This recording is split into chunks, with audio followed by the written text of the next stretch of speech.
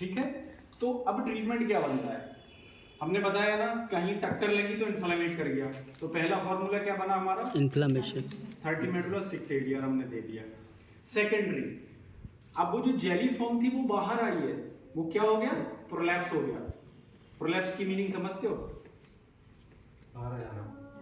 अपनी जगह से हट जाना, अपनी जगह से खिसक जाना, खिसक जाना, हट जाना। प्रोलैप्सिस होता है वो प्रोलैप्सिस होता है।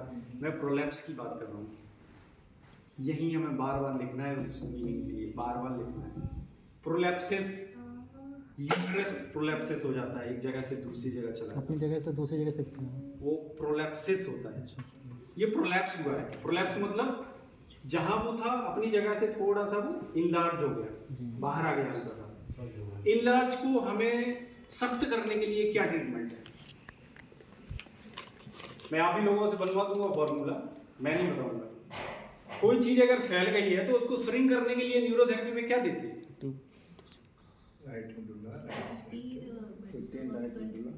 15 right medulla, 6 right shirt into 3D treatment है यार। जो फैल रहा था वो क्या हो गया? सिंक हो गया। राइट। तीसरा, उसी में जो हमारा पैराग्राफ आएगा उसमें क्या आएगा? जब हमें किसी घाव को खत्म करना, सुखाना है तो हम क्या देंगे? इंजरी। इंजरी के साथ क्या देंगे? थायराइड। थायराइड के साथ क्या देंगे? थायराइड। Thyroid, exactly. ठीक है ना? हमने टॉप फिंगर गॉल लीवर दिया 3 बार, 1 gall four liver, 4 thymus chest दिया। थाइमस चेस्ट के साथ 4 थायराइड जरूर देना। हमें जो लीकेज हो रहा था उसको बंद कर देना। बन गया ना फॉर्मूला?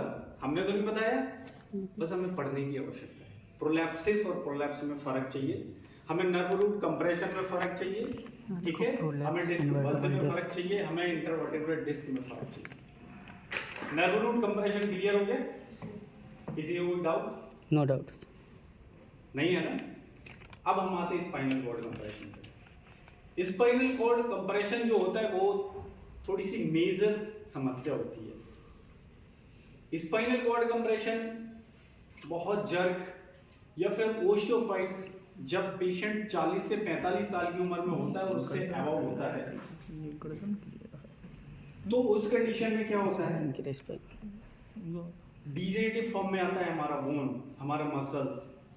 डीजेनेरेटिव चेन तो समझते होंगे ना क्या होता है? ये छोटी छोटी चीज आप लोग ना नोट करना है। एमआरआई में यही लिखा होता है। एमआरआई में डीजेनेरेटिव चेन ही लिखा होता है।